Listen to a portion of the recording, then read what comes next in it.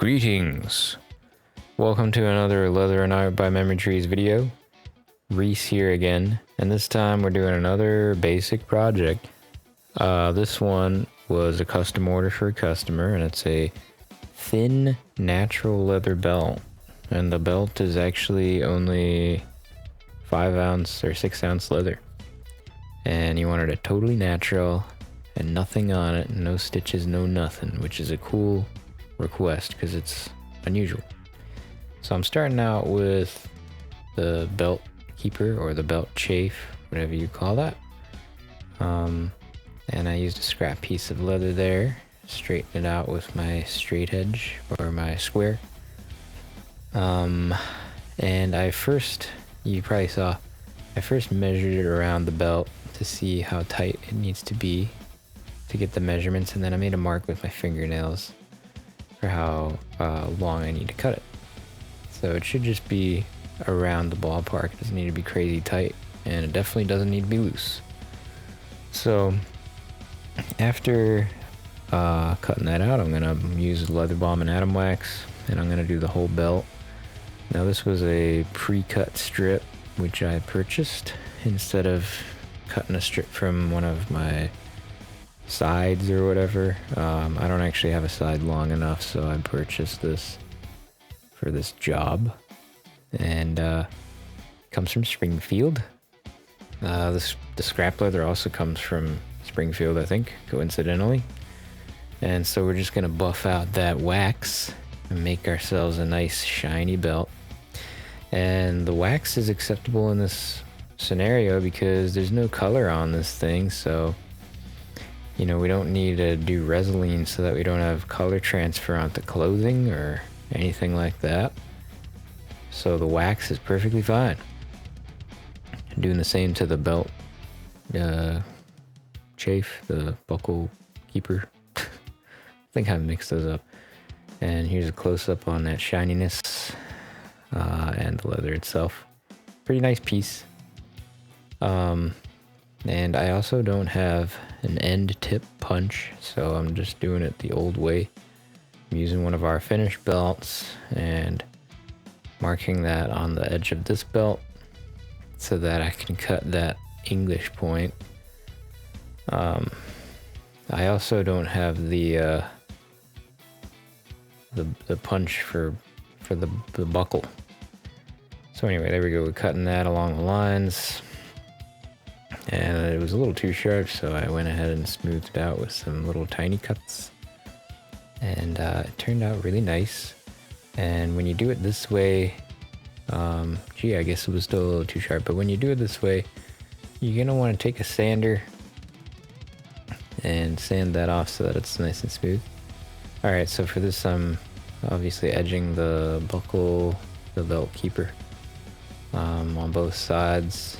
Or not both sides, but the sides and the edges that will be on the back.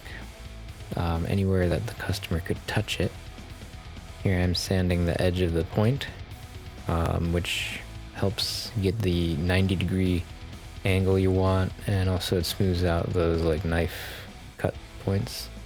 And this is one of the best parts of making a belt, is when you get to edge the whole thing in one swipe.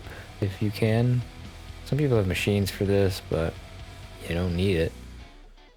And this side's better to do than the flesh side, because you know the flesh side's a little tough. But yeah, on this side you can just like graze right through the whole thing, and it's just like, it's pretty therapeutic, honestly. Okay. So yeah, now we're gonna do the other side. And as you can see, it doesn't come off in one piece unless you get your edger really sharp. Also, you don't have to go all the way to the back of the belt because it's, well, in this case it's gonna have a fold over for where the buckle goes, and you're not gonna touch the inside because it's gonna fold over. So you know what I'm saying? Using some Tokonol to burnish, and then we're gonna do the belt. And you really want to get the end nicely burnished for sure, because it's going to take the most beating. Don't know what I did with my hand there, but here's a close-up of burnishing the side of the belt, and you know, it's pretty simple. You add that thing and gently spread it amongst the fibers, and then you come in with your slicker when it's all spread out, and you speedily and with low pressure burnish that, and then you should get a nice edge. And it'll look better and it feels better, and you know when it's good when you feel it and it's nice and smooth and it looks nice and smooth, like as if you put glue on it, which I think is basically what this Tokonol stuff is. Seems kind of like white glue. Okay, so in this case, it's a one-piece belt and there's no color, and the backside was a little rough. So I'm actually taking Tokonol here, and I'm like burnishing the backside of the leather, and it ends up making it nice and smooth, and it'll help seal in or protect the leather from like sweat and stuff quite a bit. Tokonol is better at water resistance than the Atom Wax stuff, but yeah, it's just a process that you sometimes want to try and do. You can also use Resolene on the back, kind of achieves the same result, but a little bit more durable. Okay, so this belt actually needed to be 48 inches from the tip to the buckle bar. So I was measuring that on my straight edge, which is 48 inches. And then this is how I do the holes to stitch my buckle chafe, my keeper.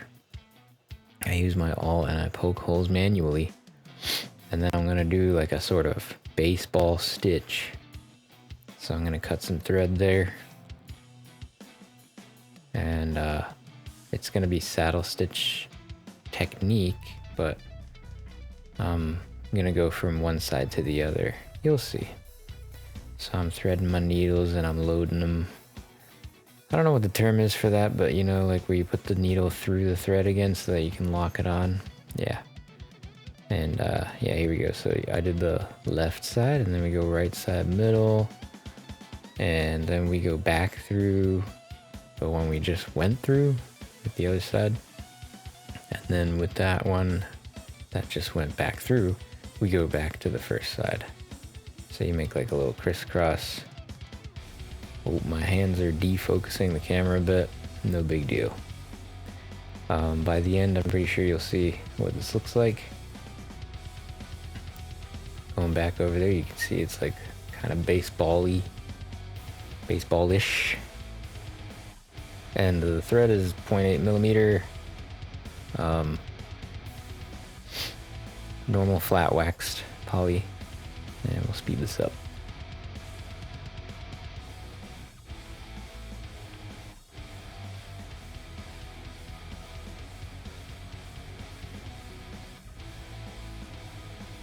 If you ever have any questions about this stuff, you know, you can comment or message or go to our website or Instagram or whatever. We can help. And if you like the stuff, please like and subscribe.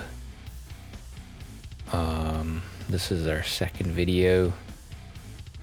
Thanks for checking it out if you made it this far. That's pretty sweet. So anyway, I'm going ahead and cutting these threads off after making a square knot underneath inside, so that should be really durable. And then I'm gonna go ahead and check how this all fits with the fold and everything, how it looks, and also where I want to position it, because you know, we're making this from scratch. You can do it however you need. And I'm looking at that and I'm like, yeah, that looks pretty cool. A little bit of a further back keeper, yeah, why not? So on the middle of the fold, I'm marking where the buckle tooth, I don't know what it's called, the buckle will come through. So with that, I'm gonna measure out where I need to make my holes. Oh, also, it's too long, the fold is too long, so I'm cutting off a little bit here with a curve. Again, using my tokenol lid. I love doing that.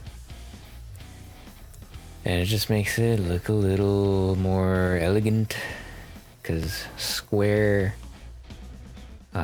cuts are just, they're bland and they look like, I don't know, a machine made them or something. Even though machines can basically do anything. And you definitely want to burnish that so that you don't have like water seepage going into there.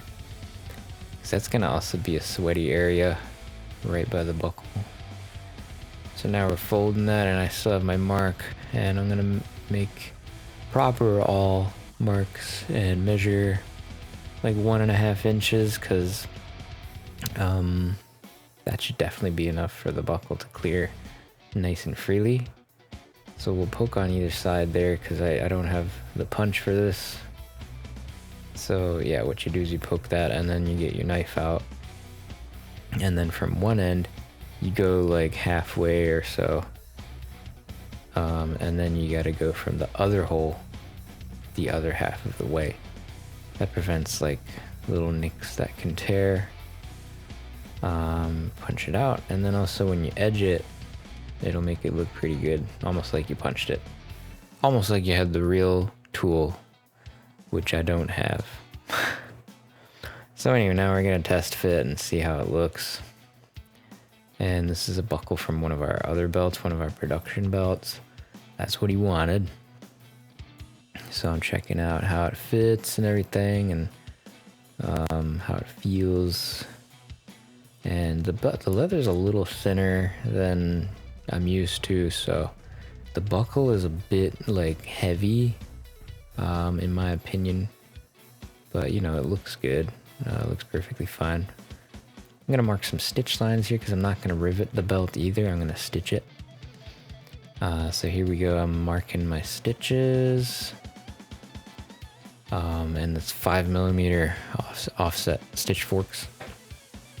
That's what I like using. I like using the 5, because if you're gonna make like a long stitch line, the 5mm means you got a little bit fewer stitches to do. So that's one thing, and then the other thing is that it just looks pretty good to me. Sometimes when it's like 4mm, or worse, 3mm, it just looks too crowded. I like the 5mm look. Some people like the 6, and some people like the 7, but 5's good. Yeah, you take your pick. So I punched clean through both sides of the fold over there, the turn over, the buckle turn. That's the official name. And so that's kind of how it's gonna look right there. We're gonna have it stitched like that, and we're gonna go ahead and stitch that now. And what I did was I did a standard saddle stitch, but I did completely one way and then the other, so all stitches are doubled up, and I ended both on the back side so that you don't have any burn marks on the front. Because sometimes, especially if you use the wax, the leather balm with atom wax, when your lighter is activated and it goes near that wax, it just melts it off. So you either have to do it again or just leave it with like a little bit of like a matte spot where you burned the wax. So no need for that. We'll just do it on the back. So you can see here I went all the way, and then I'm going back the other way. And I did this for both stitch lines.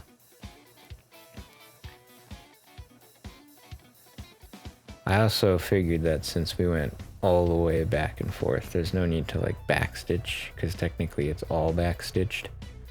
You know what I'm saying? So that way everything just looks perfectly even. So there's me just doing the other stitch line. And once we have both, the belt is almost done. All that's left is we have to punch the holes for the buckle to go through, and here's kind of what it looks like when it's done. And I only put 3 holes for the testing, but it ended up with 5. Hope you enjoyed the video. Once again, like and subscribe if you did, and follow our social medias and stuff. Thanks.